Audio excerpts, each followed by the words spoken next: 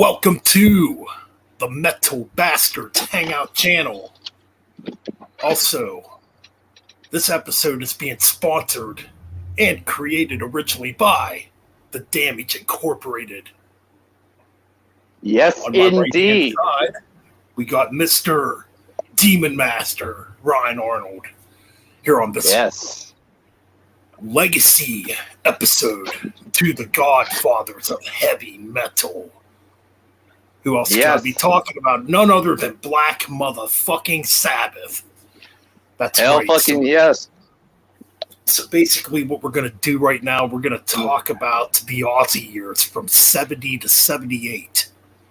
Absolutely, yes. We're going to talk, we're going to do some history on how Sabbath began, We're going to talk about each album individually. So yeah, we're going to get the show right on the road right now. Yes. So Black Sabbath formed in 1968 in Birmingham, England, originally called Earth. Early on, they put out a couple of, singles under the Earth name, and eventually they became Black Sabbath. Yes. And this essentially leads us to the first album, released September 1970. The self-titled debut album. That's right. Black Sabbath, where it all began. So we got 5 tracks on here now. I'm trying to think which track it is. Now, on the European version, there's a track called Evil Woman, which is a cover track, which is not on the American version. It's not on the version I have. Yeah, it's not on mine either. Nope. So pretty much what you got is 5 tracks, a bunch of little interludes in between some of these tracks. Well, we'll begin with the first track, Black Sabbath. Absolutely. That's basically in a nutshell, that's practically where heavy metal was created. Basically a lot of stuff, the doom metal side. Obviously the heavy metal, the very heavy distorted guitars and the evil sounding that it is. It is obviously a lot of people say that there are songs from bands like, say, the Beatles and other bands, say that those songs were kind of starting to get metal. But truly where metal legitimately started was the title track / band track of this album and band, practically. I would agree, definitely. I mean, right away, you hear the thunder, then you hear the bells, and you hear this riff from straight out of hell come in, this doomy riff, simplistic riff. Down, down, down. You get where I'm going here. Yeah. Nothing was that heavy in 1970. Yeah, you had bands flirting around with what would become heavy metal, don't get me wrong, but this took it to a whole new level. Exactly. Very dark, very sinister sounding, very doom and gloom sounding, And, a lot of people sit there and say Ozzy Osbourne never wrote lyrics in Black Sabbath. Bullshit. He wrote Black Sabbath. He wrote the self-titled track. Yep, he wrote the lyrics for it. So, yeah. Yeah. But outside of, say, that, and maybe a few other songs from that, basically it is what Iommi stated that they were at the time. Iommi had stated in an interview, he said that they were a heavy rock band. And there were some songs that sound like that. Like, I could think right off the bat that kind of sounds like it could be heavy rock. The Wizard, the track that came after Black Sabbath. Freaking pretty heavy rock. Wicked World was another one. Hell, even the other iconic one, NIB, is kind of that heavy rock. You've got moments of heaviness and stuff like that. Obviously the title track, but yeah, songs like The Wizard, Wasp, Wicked World, bit of finger slipping, basically heavy rock, some stoner. There's some stoner. I think in the 14-minute track had a bit of some stoner elements in there. Oh yes, The Warning. The Warning was originally done by Ansley Dunbar's Retaliation. Yes, this is a cover track. Yeah. But man, you wouldn't know it from listening to it. Because Black Sabbath definitely added their magic to this cover. Made it lengthier. You get that guitar solo from Tony Iommi in the middle of it. You get a drum solo. You get all kinds of stuff going on this version of Warning, which I think is an excellent cover. One of my favorites on the album. Wicked World's a very dark song. Yeah, but a very short song. Kind of somewhat a little bit similar to The Wizard a little bit. Obviously in terms of the length and kind of the style, but it is kind of a much more heavier, much more like a more darker version of The Wizard, basically. And I love The Wizard. Oh, The Wizard's a great track, especially with that harmonica beginning there, which Ozzy harmonica, freaking awesome. And now just the drums doing those fills, it's just awesome, and the guitars just on The Wizard is fantastic. But yeah, overall, it ain't the best thing in the world. There'll be much more better ones. But as a debut, it's a great debut, and a very important debut for rock and metal music as a whole, pretty much. Right, definitely. What else can I say about this album? Okay, back to the track "Wicked World." Well, Black Sabbath was definitely doing something different on this track at the time. Because, we're coming out of the hippie age, the flower power hippie age, where everything's happy, love, and all that stuff. Well, Black Sabbath's telling you how fucked up this world is on the track Wicked World. Very dark song, very heavy song. I think it's, let me see here. Okay. You get these little, interlude type of tracks, too, like Wasp, Behind the Wall to Sleep. Basically, what's built into NIB, Yeah, basically, that's literally just a Geezer Butler bass solo, basically. Pun intended. Right. Then a bit of Fingers, like a dark acoustic piece, I think that might be the cover. I think A Bit of Finger is the cover or something like that. But I could be no. Sleeping Village? It might be Sleeping. The Warning's definitely the cover. But yeah. Sleeping Village. Okay, it might be Sleeping Village. That's the acoustic song. It's like a short acoustic track. Yeah, it's quite dark. So there's definitely a darkness to this. Yeah, you are right. I just pulled it out. Yeah, you are right. Warning is the cover. Let me look at the other side. If there's they're all original stuff. Yeah, Warning is the cover, basically. And just looking here. But yes, great debut album. Now, this album was only recorded in a day. And you can definitely tell it's definitely more of a jam album compared to the other Sabbath albums. And that creepy album cover of that lady. Yeah, here's a better look at it. Yep. Just absolutely iconic, which is weird because for the longest time, I actually thought that was Ozzy on the front of the album. But it's not. Yeah, it's not. No. I clearly could tell it's not Ozzy because I know I can recognize Ozzy when I see it. Yeah. Right. But yeah, it's just some woman. Yeah. I have no clue who the woman is, but yeah. So yes, the debut album, February 13th, 1970. Friday the 13th, 1970, this dropped. Friday, February the 13th, yeah. And the world changed forever. So moving on. Yeah. Like you said, it wasn't. It didn't. I think I've done maybe some pubs in between, but they didn't waste long to getting back into the studio. And I don't know how long this one took, but obviously this one would lead to maybe a few months later, September, their most iconic album, one of the most iconic albums in rock and metal history, Paranoid. That's right, basically, Paranoid. all I have to say. Even including the big hits, freaking that being War Pigs, Paranoid, Planet Caravan, Electric Funeral, Iron Man, all killer. The first album from there that is all killer, no filler. Everything after that, Hand of Doom, Rat Salad, all the Fairies Wear Boots, all of it, every song, fantastic. which for me, this would have been the first Black Sabbath album I ever heard when I was only like 9 years old. So it definitely has monumental, memories for me. It definitely stands out, for being the first. Yeah, there's a couple tracks on here I'm kind of burned out with, but you know what? It's still a legendary album. Like Paranoid, I don't ever have to really hear again. War Pigs is still a badass tune. Originally called, I'm trying to think.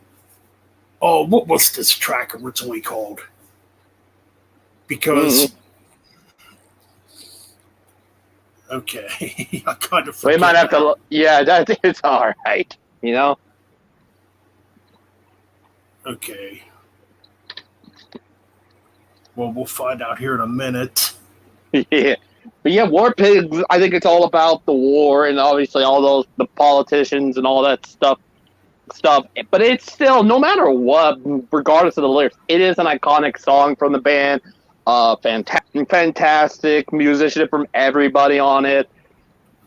Yes, Paranoid might be one of those I'm like, yeah, I've heard that over and over, but it's such a short song. It goes by quickly before you even know it. It's iconic, yeah, but it's so short, It's all right. Got it right here. Okay, yeah, that's it. Okay. If I'm pronouncing this right here, Walpurgis is what War Pigs was originally called. And notably, this album was originally supposed to be called War Pigs. Yeah. But I guess their label at the time were like, yeah, no. And the original lyrics in War Pigs, Walpurgis, were satanic. Yep, it's about Satan. And the record company's like, you better not do that, So they changed it over to War Pigs and wrote it about war, They kept the musical style, but they just changed up the lyrics. And then, what would have happened? We wouldn't have had such an iconic song, in War Pigs, It's an iconic song. It's a legendary song from them. So then you got Paranoid, obviously, which is the track that was written at the last minute. They needed one track for the album and just a short little fast track. Yeah, but it's iconic too. It's iconic, even though I'm burned out on it. Yeah, it's iconic still. I mean, you can't deny that.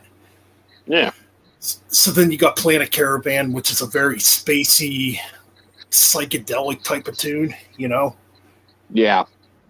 Then you got Iron Man. Man, anybody that got into Black Sabbath, I'm pretty sure, Iron Man was probably the very first track you ever heard. Yeah, even if you were to show this, maybe even show it to some people who've watched the Marvel movies, they will instantly know that because, that's pretty much about Iron Man, the character Iron Man, pretty much. So they'll know it by the riff. Normal people will know, even if you don't listen to rock or metal music, you'll instantly know. You'll know about Iron Man. Like, oh yeah, I know about Iron Man. Oh, definitely. And if you're starting out on guitar too, probably one of the first things you're going to learn on guitar is Iron Man, Yeah. It's definitely an iconic track. It's got iconic riffs. I mean, there was a time I was sick of this song, but lately I'm not really sick of it no more. It's just a legendary track. Yeah.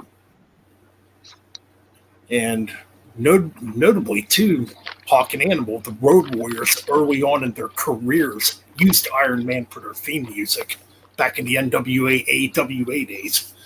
Nice. That just comes to show you how iconic it is. Even a tag team in wrestling used it as their theme song, which is freaking amazing. It's been used in several movies. I believe it was used in the movie Detroit Rock City, too. Yeah, obviously, when it comes to it's been used in Iron Man and all that stuff because, it obviously because of the name Iron Man, it's used in that because everybody knows because it's all about the Marvel character. In an essence, pretty much, when you hear the lyrics and stuff like that, it really is about Tony Stark and all that stuff and what he would be and all that. Yep. Pretty much. Oh, man, and other great tracks on here like Electric Funeral. We talk about a dark and evil sounding track. I mean, one of the first tracks I've ever... Electric Funeral was actually the first track I learned on guitar when I was first starting out on guitar when I was only 14. Yeah, I saw John and Mike, or Mike might be joining hopefully shortly. Hopefully, I know Mike Sorry, is. I'm not adding you into the chat for this one, John. No offense. If you're watching this, John, yeah, this is a topic-oriented one. This is. Yep. Well, actually, obviously, we can add Mike because he was originally going to be in here, but we can add Mike in here. All right, so we're gonna add Mean Metal Mike. Welcome, Metal Connection, to the chat. Yes.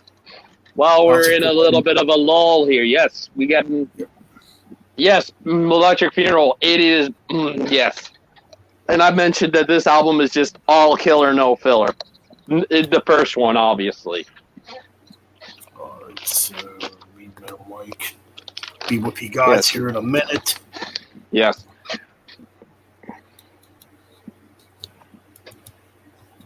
Oh, wait.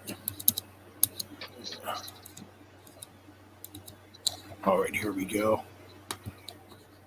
Yeah, we're going to get Mike into here because he was originally scheduled to be in here. So we're glad he's going to be able to join us here shortly. Sorry, John. This is more of a topic-oriented one. We don't know if you know all about the history when it comes to Sabbath. So this is more. We don't want to risk this. Oh, no offense to you. We're trying to get this as a video and stuff like that. So right. Maybe we can get you in for when we do Ice Earth at some point. That would be definitely. We would get you in for Ice Earth at some point. We know you love Ice Earth, John. But this, definitely. Most definitely. But yeah, yes, continue. All right, so then moving on to Hand of Doom. Holy crap, what a killer track.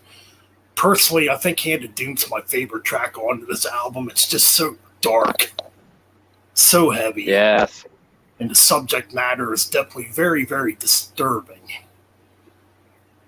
Yep. You know, basically about somebody tripping out on drugs and basically on their last leg, you know. But yeah, Hand of Doom's a great track. Doomy ass rips. And man, Billboard does some great drumming on this freaking album too. I should mention that too. Billboard's bass, or not Billboard, Geezer Butler's bass playing's absolutely amazing too. All right, we got Mean Metal Mike here. Yo, what's up? Just got done with the Metallum with Oh, we don't have camera. Oh, there we go. There we go. Yeah, just got done with the Metallum with Levi. Yes. Ryan, Levi, John, and Ricky. Y'all need to check that video out. Nice, yes.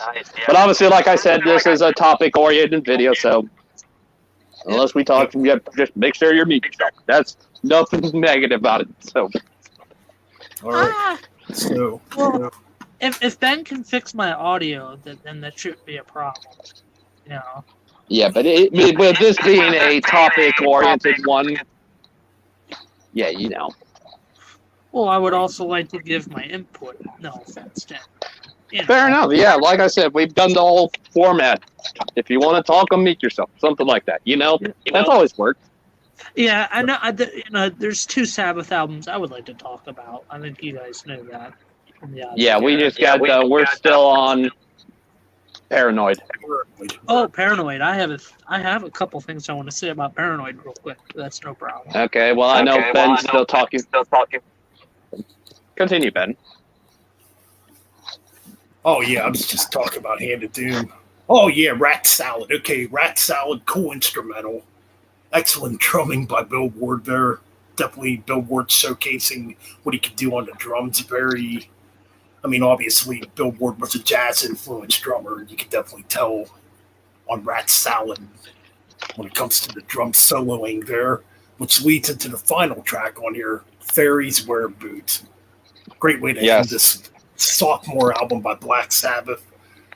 Again, another track that has great riffs. The outro of this track's absolutely amazing with Tony Iommi's solo. Definitely a trippy, psychedelic type of song. Obviously about drugs, you know. But yeah, great track.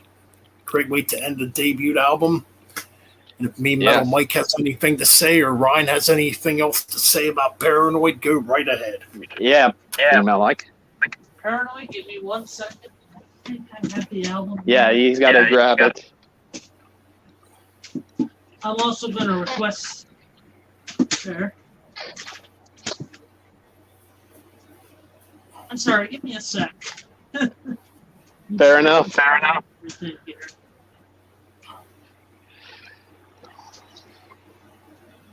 Well, we wait. Yeah. Yes, obviously, John.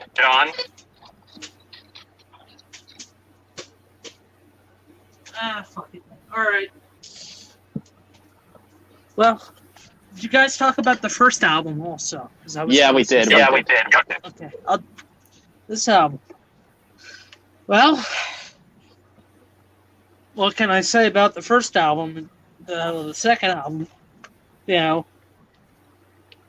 technically went popular. Not really popular, but it's in the media with this album. Technically, most played album. Yeah, you got War Pigs. Still a great song. I mean, come on. Yeah. Yep. Paranoid. I'm paranoid. I don't listen to the title track as much as I used to. I think I'm kind of burnt out on the title track. Planet Caravan is so cool. Just chill, vibey, almost psychedelic from Planet Caravan. Iron Man just kicks ass. Iron Man, that last section where Bill Ward's just rolling around the kit, doing those little palm rolls. That's cool shit. Electric Funeral. Electric Funeral is just dark, doomy, heavy. Hand of Doom. What can I say about Hand of Doom? Geezer Butler's bass playing on Hand of Doom.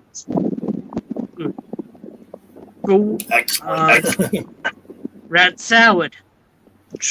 Bill Ward, man. Rat Salad. Yeah.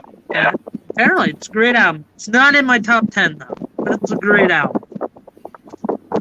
And, the self-titled, I was going to talk about the self-titled. You have the title track Black Sabbath.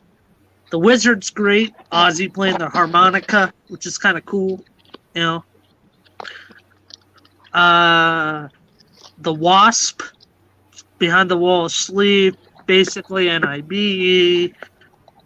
Dude, Wicked World is such a fun, jazzy song.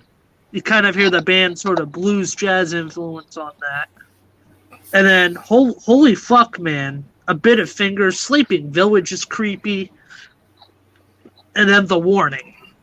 Fuck, that song's great. Oh, yeah. Love it. Yeah.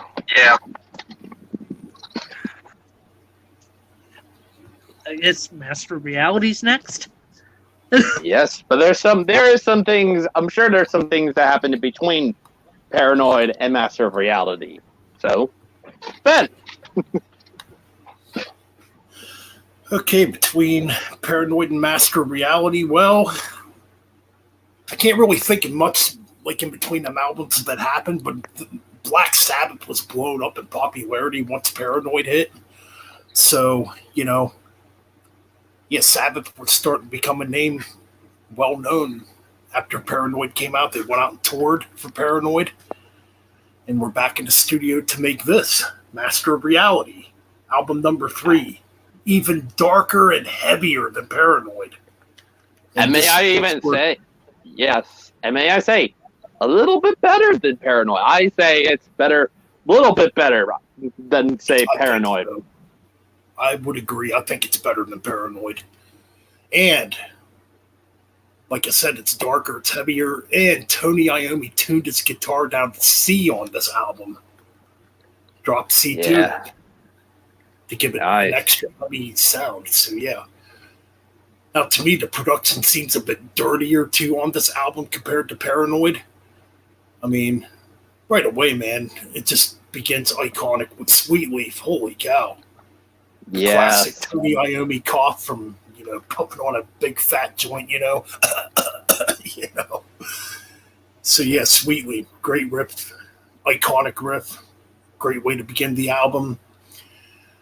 Then we get into track 2 here, After Forever. Very underrated track. I love this track, dude. It's probably one of my favorite Black Sabbath tunes. I mean, it's heavy, it's fairly fast too in parts. Yeah. Embryo, short little acoustic piece, that builds into the almighty Children of the fucking Grave. Yes. Freaking rips, man. Dun, dun. Yeah, just the gallopy. Yeah. That's just that gallopy. That's basically where Iron Maiden, that's basically the Iron Maiden riff from them, and they created the Iron Maiden gallopy riff, and it's just, love it. Right on, man. Yeah, man. Easily the heaviest thing to come out in 1971, man. Just heavy for the time. Dark. Yes. Okay, so I got a version where the track listing's a little different. Because I know... Yeah, I got the... What version is this? Okay. Oh, this is the... I apologize here. It's all right. Oh... Vertigo, my bad. It's the Vertigo version. And so, okay. Then we get into Orchid. Another really awesome, short little Tony Iommi instrumental. A beautiful piece of music in my eyes. I think it's a really brilliant piece of music by Tony Iommi that builds into the ultimate heavy Lord of this world. Another crushing heavy track, man. I'll tell you what. Another one of my favorite Sabbath tracks too. It's been covered by Corrosion of Conformity before. Children of the Grave has been covered by several bands throughout the years. White Zombie being one of the main bands to cover Children of the Grave. And okay, yeah. But anyways, you can definitely tell when it comes to this album, the bands it's influenced, going into the future when it comes to stoner doom metal or even thrash metal to an extent, Yeah, even just, even the Nawabum scene, the Children of the Grave is basically the gallopy riff that Iron Maiden would eventually incorporate into their style, basically. Yep. So if it wasn't for Sabbath, Iron Maiden would not have thought of the gallopy riff that they're known for. That's very true. And the chunky, heavy guitar riffs, definitely. So, yeah. Now, I know on other versions, Solitude would be next, but on my version, Into the Void is next. Oh, man, this is another crushing heavy tune. Yes. Oh, man.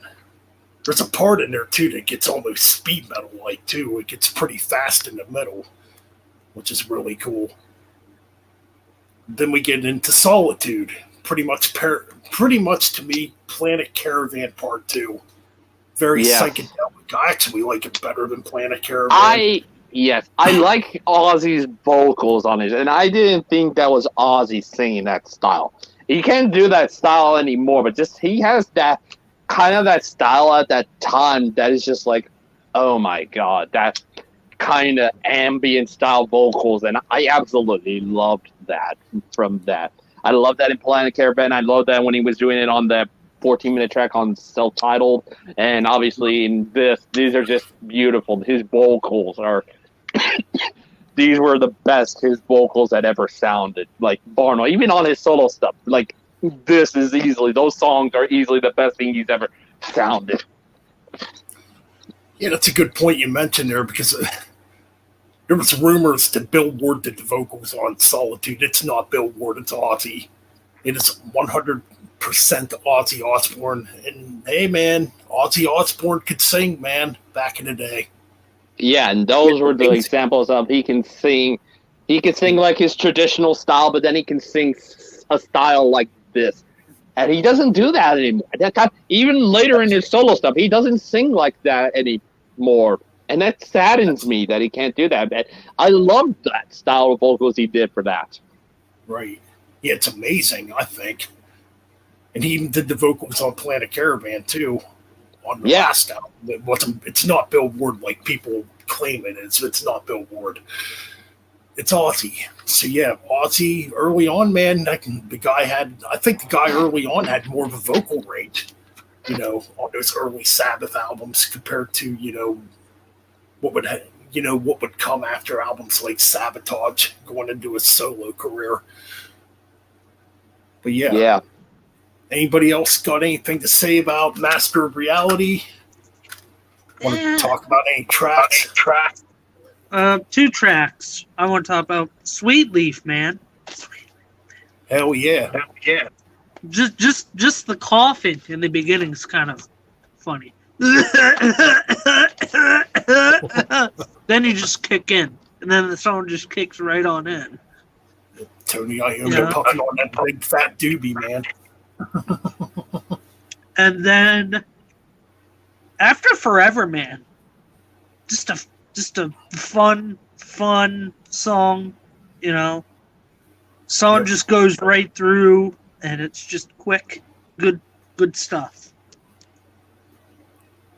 I agree, very underrated. Yeah, Mike, what do you think of and I'll mention this to you, Mike. What do you think of Children of the Grave? Oh, hell yeah, man. Bill Ward on Children of the Grave with the galloping drum beat. Yeah, obviously, that's where I said that's where basically Iron Maiden would get their gallopy riff from. It's from basically that song. Yeah. Actually, Iron Maiden also said they got their galloping beat from Uriah Heep also, besides Black Sabbath. Because that Black might be a band we'll talk about at some point.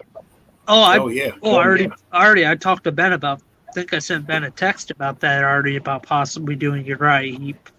So, yeah, that's definitely in the works in the future. Yes. Moving on, if nobody else has anything else to say about Master of Reality. Nope. I was going to talk about Volume 4. Volume 4, yes. Yeah. A cocaine album, pretty much. Yeah, man. Go ahead, Mikey. Well, Volume 4. Definitely an album where the band just was in the studio, and there's some stories. One of the stories for the album, well, the album was not originally going to be called Volume 4. It was originally going to be called Snowblind. Yep, that's true. But the record label said, no. Volume 4 sounds cooler, man. Yeah. So technically, in all technicality, Snowblind is the title track. Yeah. But what happened to Ben? We'll wait for Ben. Yeah, continue. Oh, there he is. There he is. Ben? You good, Ben? My bad, I hit the wrong button. Go ahead.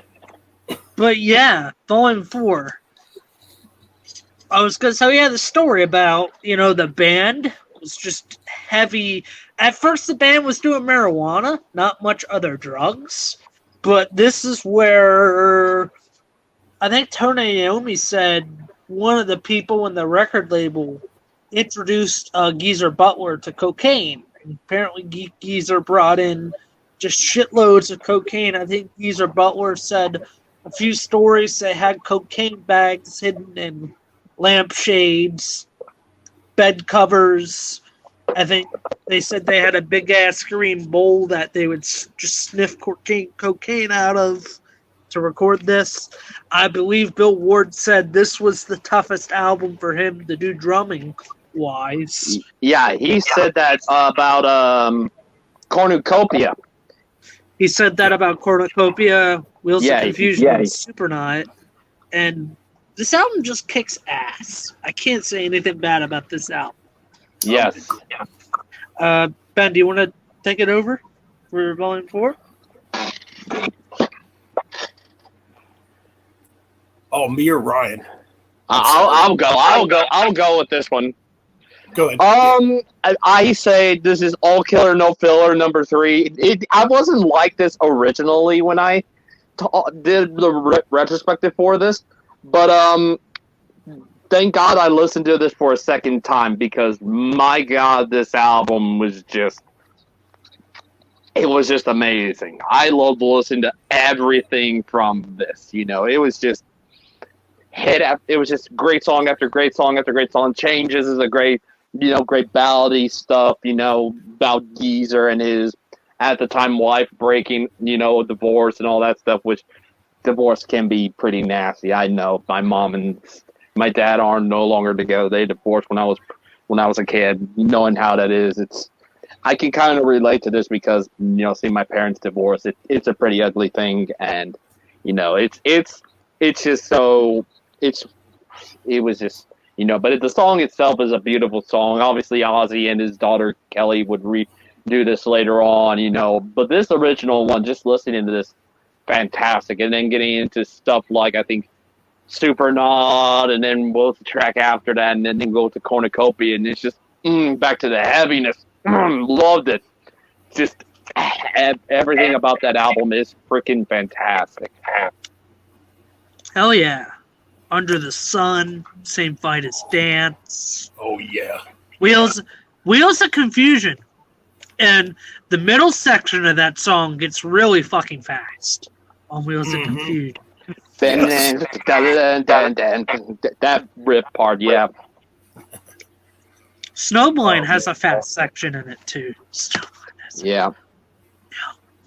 Said? Oh man, yeah. What more could be said about Volume 4, dude? I'll tell you what, man. If we ever do a re-ranking down the road of Black Sabbath, I mean, it could happen. Who knows? Because this is my number 1 so far. Out of all of this, because this was originally number 4. Because granted, Volume 4, number 4. But this has now shot up to number 1 after me listening to this, re-listening to this, and I freaking love this album. Right, because I'll tell you what, man, this album to me is a masterpiece. It could easily be my number 1 because, like, every time I play this album, like, I just get more and more impressed with it, Wheels of Confusion, holy cow, what a great track. Different way to begin a Black Sabbath album too. It's a bit more melodic and a bit more bluesy, but it does get heavier.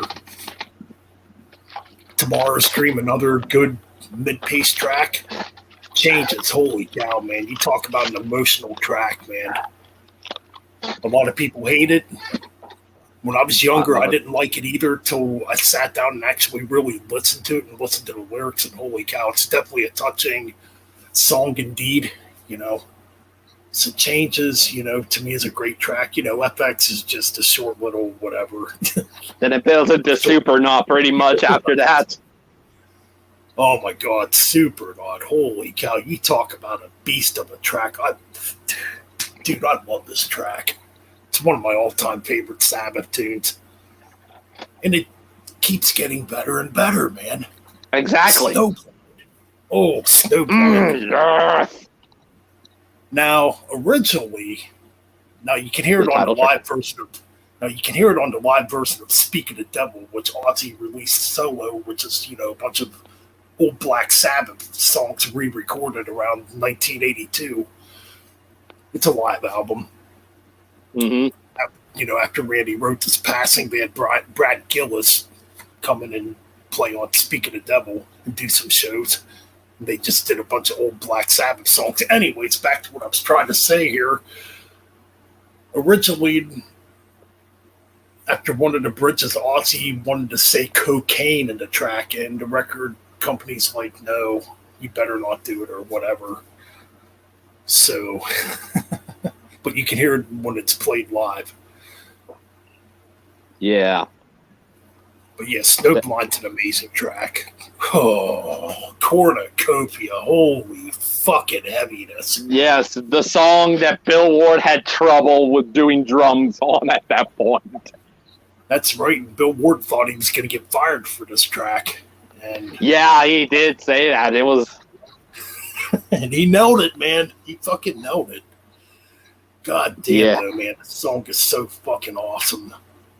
So freaking heavy. Love it. It's gonna be one of my favorite Sabbath riffs too.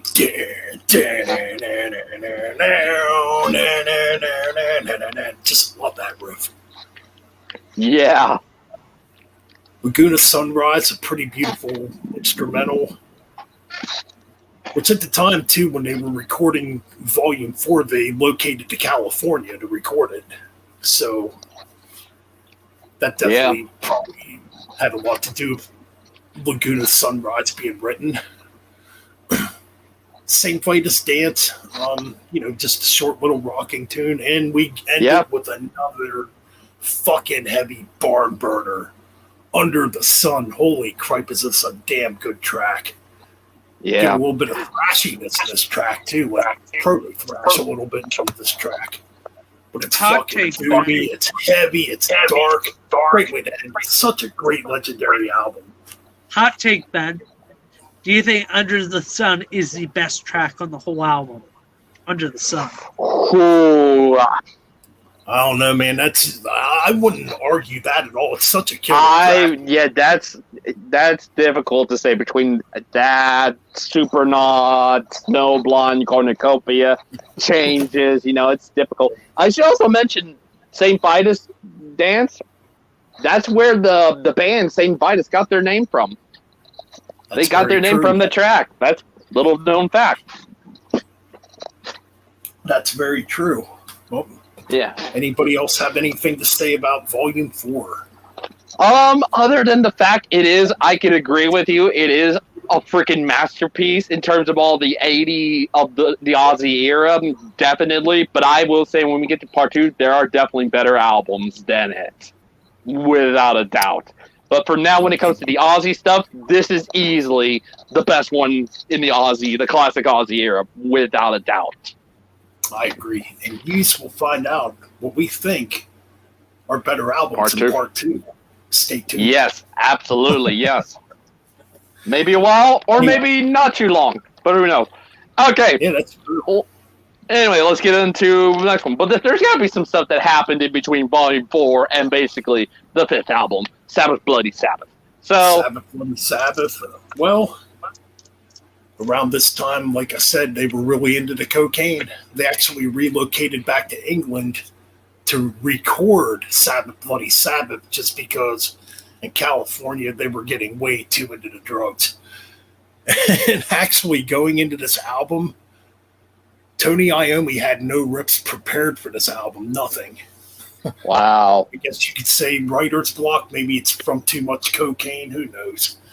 But yeah, so this album didn't come out till December 1st of 1973. So it did take a little longer for this to come out compared to Volume 4. Yeah. And this is definitely a bit more of an experimental album compared to, the first 3 albums, or first 4 albums, I should say. Yeah. I mean, you get elements of progressive rock on here. I think this is probably Sabbath's progressive metal album in a lot of ways. And plus, you get a guest appearance by Rick Wakeman on here from Yes and King Crimson. And it's really weird because Sabbath Bloody Sabbath was actually the last track written for this album, which is kind of weird. Probably the heaviest track on here, and the opening track, just a killer track, man. A National Acrobat. Now this is where it gets a little bit weird and kind of psychedelic, but it's still a pretty good track. Fluff, Fluff's another acoustic instrumental. Sabracadabra, which was covered by Metallica on Garage Inc. Really killer track. Okay, it's this track I'm thinking of where it gets really psychedelic and weird in the beginning or in the middle of it. And I believe this is the track that Rick Wakeman plays on. Killing Yourself to Live, another pretty cool track. Cool, great. Who Are You is a very weird track written by Austin. Yeah. Apparently, the synthesizers were played by Ozzy too on that track, which is kind of weird. Definitely a drug-induced song, you can tell. Yeah. Looking for Today's a pretty decent track. Like it. I like it. Honestly, probably one of the more forgettable tracks, to be honest, on Sabbath, Bloody Sabbath. Still a decent track, though, but the album ends pretty orchestrated, like, with Spiral Architect. I mean, you get orchestrations in this track, which apparently in the studio, Ozzy actually hummed out those orchestration parts. For you people out there that say Ozzy has no talent, we know what we think he use. But yeah, man, I think it's a great way to end this album. Yeah, this is a different album, indeed, compared to the first four. More progressive, definitely more psychedelic, not quite as heavy, you know. All right, Mike. I just gotta say one thing about the album. Tony Iommi in 2012 was talking about Sabbath Bloody Sabbath. He said while they were in England finishing up the album, Led Zeppelin stopped by. It was just Bonham and John Paul Jones, and they came in and stopped by, and apparently they did a jam session together. And apparently Tony Iommi has tapes of that jam session. He doesn't know where they are, but he wants to find those tapes and possibly release it. Nice. And cool. Basically John Bonham on drums on Bill Woods' drum kit. Double kick drum kit. So That's awesome. Oh yeah, man. Oh yeah, totally. Tony Iommi also said in that same interview that Sabbath Bloody Sabbath almost has a Uriah Heep vibe to it almost. Can you hear that, man? I can kind of hear that a little bit. It is more progressive, like I said. Yeah. Yeah, if I had to say about it, yeah, like I said, you mentioned there are a few stinkers. For me, the stinkers are Sabbath Cadabra and Who Are You. I never really cared about that. But I do want to mention, you mentioned about A National Acrobat. I was listening to that song, and I'm like, why does this riff sound so familiar? And then it hit me. Oh my freaking god! That's the like what is that one? The last verse riff of Fade to Black from Metallica. It sounded so much like Fade to Black that what is it? Da-dun, da-dun, da-dun, da-dun, you know that riff. It sounded so much like it. I was listening like. That sounds like that's like Fade to Black. Holy fucking shit! Like I caught my ear like that. Holy fucking shit! I'm gonna have to go back and listen to that again. I never actually realized that. Huh. Yeah, it just caught me. I'm like, that sounds like. Oh, like I was like, it just caught my ear, and I'm like, oh my god, that's Fade to Black from Metallica. Like, holy crap! A National Acrobat was Fade to Black before Fade to Black from Metallica ever came to be. Which literally blew my mind.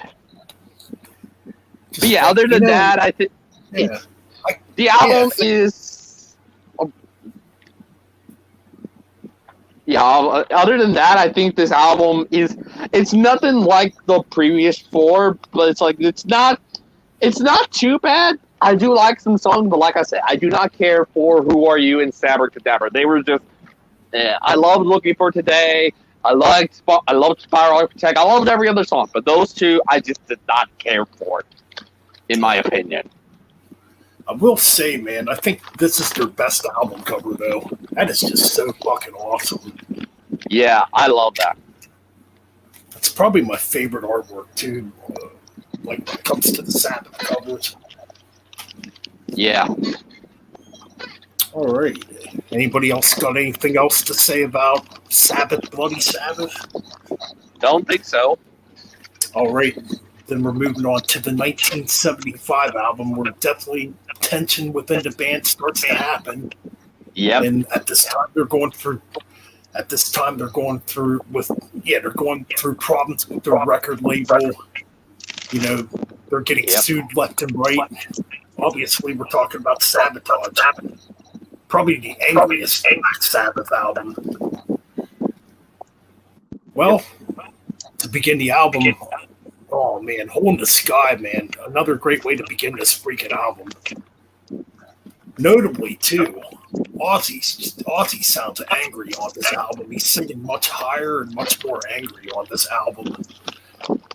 This is, well, besides like Volume 4, this is probably Ozzy's best vocal performance. After this album, though, he would never sing that way again.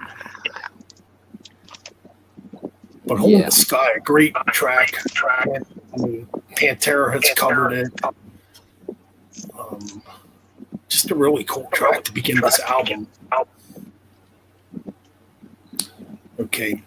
Don't Start Too Late. It's just a short little instrumental. Nothing to really say about it. Which builds into probably Symptom of the Universe. Yeah. Yeah, tactically. Yeah. Symptom of the Universe. Crunchy, heavy, pretty fast. And Billboard's drumming's absolutely insane on this track. Yeah, that just sounds so thrashy. Yeah. Like, yeah. Oh my god, yeah, it's absolutely incredible. I mean, it's easily one of my favorite Sabbath tunes too. And you can definitely tell where thrash metal came from. Yeah. Now, I think the ending of this track's a little bizarre with it. It's just weird after such a heavy song it ends like some happy hippie type of song. It's weird. But then we go into a huge epic on here. Easily my favorite Black Sabbath song. I'm talking about Megalomania. Holy cow, is this track awesome. It starts out very dark and melodic, then it gets pretty heavy. It gets also fast. Yeah, it gets fast, and man, Ozzy just sounds pissed on this track. And obviously, there's a little message to the record company in this track. Suck me! Yeah, man. Really cool track. It's got a cool rip to that. Really cool stuff. Yep. Okay, so then we get into Superstar. Ben, you forgot or no, on this song here. The Thrillable. Excuse me, the Thrillable. He said something. Go ahead. Said something. Oh, I just said you missed Thrilled It All. That's all I said. Yeah. I did. I skipped over it. Thrilled It All, another pretty decent Sabbath tune. You know, another pretty heavy track too. Mm-hmm. Don't really have much to say about that one. Yeah. So then we go into Superstar. I think this sounds almost Russian. You know, just like the Superstar. Yeah, it's quite different. It's pretty cool. I mean, yeah. It's got a cool Tony Iommi rip behind it with orchestras being played behind it. It's really cool. I know a lot of people don't like it. I absolutely enjoy it. Okay. Maybe this song might not be my number one favorite Black Sabbath album the more I think about it. Am I going insane radio? Honestly, I'm not the biggest fan of this track. That's the stinker track of the album. Yeah. It's just kind of I don't know. It's just weird. But it ends great. The writ is freaking awesome. Man. Yeah. Ozzy's voice sounds great on this track. He's singing like really high on this track too. But yeah, man. Still a damn good album. And I'm not quite sure if this is my number one no more. Let's put it that way. It's still a damn good album. Yeah. Mike, any more you want to say? I got nothing to say. I'm going to get going, though, guys. So I just wanted to... All right, thank you for joining. All right, man. Yep. Thanks for joining. Yep. So now, well, basically for me, I had this as just, I obviously think this is a little bit better than Sabbath. Both of them are the same. I just think this is a little bit better. This one's probably I agree. not. It's not. Again, it's another one that's not as great as the first four, but it does have its moments here on here. System of the Universe, like you said, kind of the thrashy, technically the first thrash metal style song and stuff like that. Megalomania. I just think it's got a little bit less filler than Sabbath Bloody Sabbath, basically. I agree. I mean, man, I don't know. One day I'll do a re-ranking of the Sabbath albums. Just not yet. Yeah, but this is just to get it out of the way. But yeah, this was probably my number. If I did a ranking, this would be my number 5. It's top 5 easily. In terms of the Aussie stuff, obviously. Not top half, but it's the top of the bottom half, pretty much. This is a pretty good album. I liked it. Yeah, I would agree. Yeah. So moving on, now we get into an album that's not liked by a lot of people. Yeah. I mean, you can definitely see the cracks starting to begin. I would say probably as far back as Sabbath, Bloody Sabbath, to be honest. Yeah, that's where it began, and this is where they're truly showing. We're talking about technical ecstasy, which I will say for me, not the best. Not as a Black Sabbath album, no, but I enjoyed this. It was a good rock album. I actually enjoyed some of the stuff on there. It was a really, really good rock album. I actually enjoyed it. I think the production's really good on this album. I mean, up to that point, it's probably the best production Sabbath had. Which is kind of weird for an album. Which is kind of weird for an album that's kind of disjointed and there's tension within the band. Like Ozzy was about ready to leave at this time. And he was already starting to put together an early version of Blizzard of Oz around this time. But he ended up sticking with Sabbath still, and we'll get to that shortly. So Backstreet Kids opens the album. Good song, great song. Track. This one's an awesome track. Awesome. It's got a cool galloping rip that's kind of reminiscent of a track like Barracuda, which would come out the following year by Heart.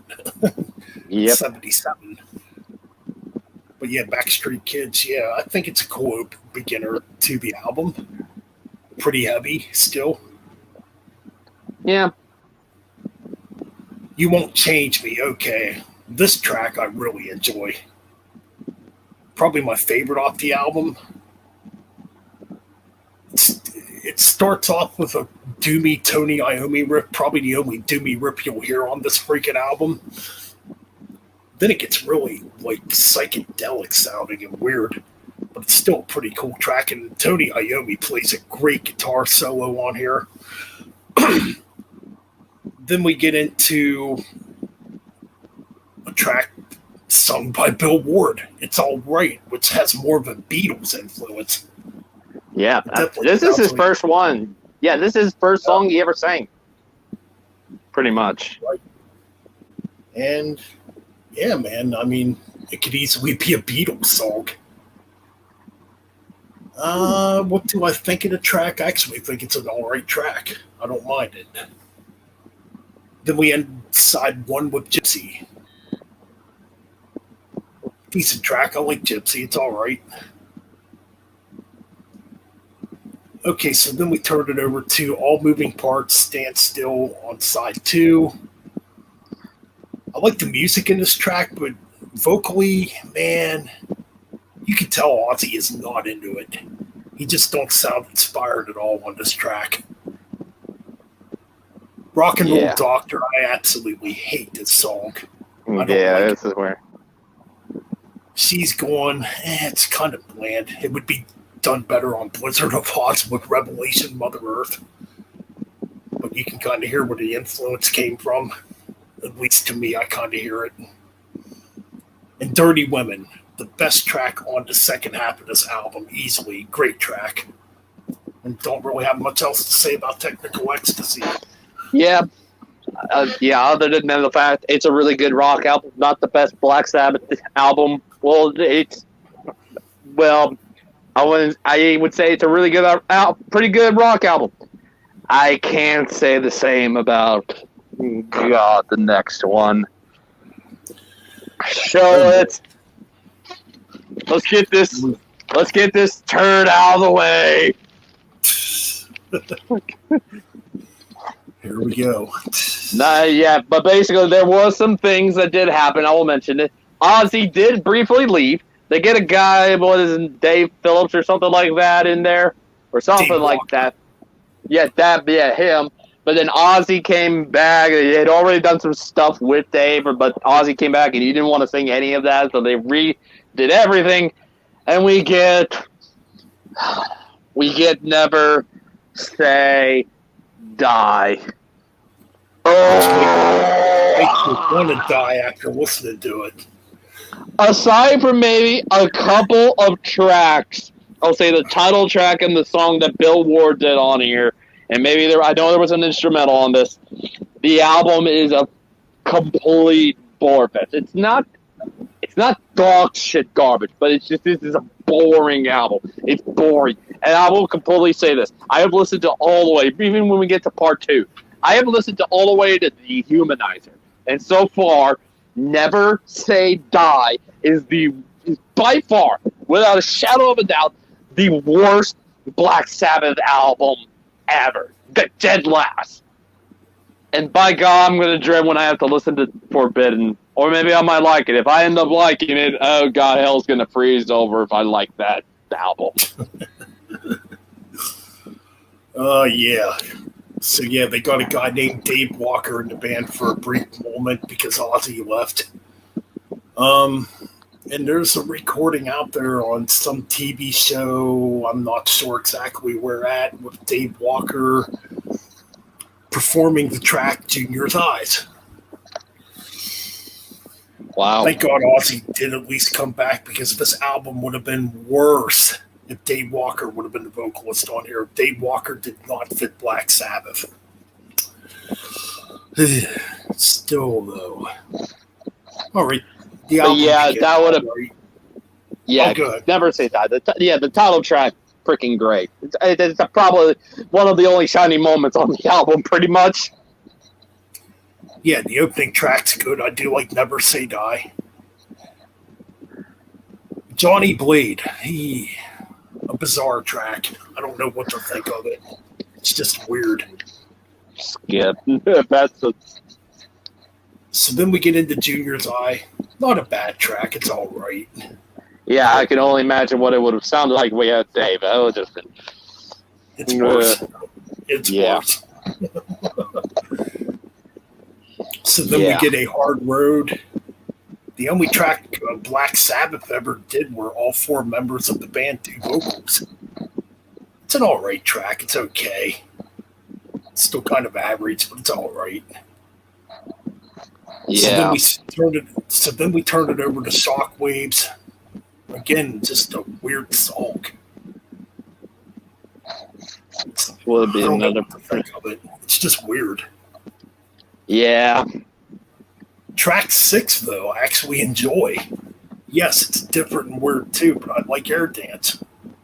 It's very progressive sounding. It's very jazzy sounding. Very different. But I enjoy it. That might have been the other one I might have liked on there. Over to You. Honestly, I don't. It's kind of forgettable. It doesn't stand out at all to me. Oh, good Lord. Oh, God. Then it gets worse. Then we get into... Oh, Lord. Yeah. What the hell is this? Is this the Tonight Show with Jimmy Kimmel or some bullshit? That's what it sounds like. That's what this track sounds like. It was written for a night show, or a Tonight Show type of show, or Late Night with David Letterman or some shit. What the fuck? How about Yep. Oh, yeah. Just no.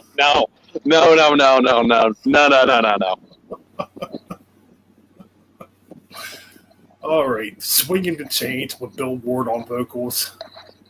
I actually kind of enjoyed it. It's not bad.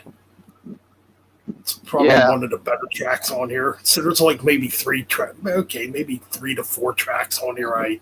But the rest of it is just boring. Skip. God, fuck this damn album. It's a weird album. It's a very unfocused album. It's all over the place. There's no direction on here. Yeah. Yeah, I'll briefly mention that this album was just so bad that Tony Iommi fired Ozzy, and we'll get into more detail about that. But Ozzy at this point fired from Black Sabbath. They got rid of him, and we'll save the rest of the full version of that for part 2 of the Black Sabbath. So yeah, basically this has been, part 1 of Black Sabbath Legacy. Yep, this is part 1 coming to you from the Metal Bastards, coming from you from Damage Incorporated. Yes, which this will be part 2. Yes, this will be on our channel hopefully shortly. Probably might be available hopefully once this is all done. Watch it on that channel. Watch the heck out of it. So that way we can build some hype for part 2, where it gets really good in the beginning. But then we'll also have, we'll have hopefully probably the worst one. But until then, Never Say Die is the worst Black Sabbath album. And we'll end it on that. All right. So, yes. So we got that out of the way. Yes. So, yes, this is part 1. Part 2 will eventually be coming. We're not sure exactly when it'll come. Hey, man, it might be sooner than you think. Yeah, hopefully. Provided I get my ass a hurrying and listen to all those other stuff. So, hopefully, it'll be soon. Fingers crossed on that, though. But, yes. Anyways, this was fun to do. Stay tuned for more, and make sure you subscribe to the Damage Incorporated channel, me, Metal Mike. Subscribe to Metal Vents Chronicles, my main channel, and subscribe to this channel where part 2 will air. Yeah, that's right. The Metal Bastards Hangout podcast channel. And that's it for part 1. And guess what? Thank God Never Say Die never has to be talked about again. All right, but we do have to. Yes, but we do have to worry about part 2, where we'll certainly have to talk about another piece of shit. But until then, we will see y'all later. And as always, keep things metal. Damn right.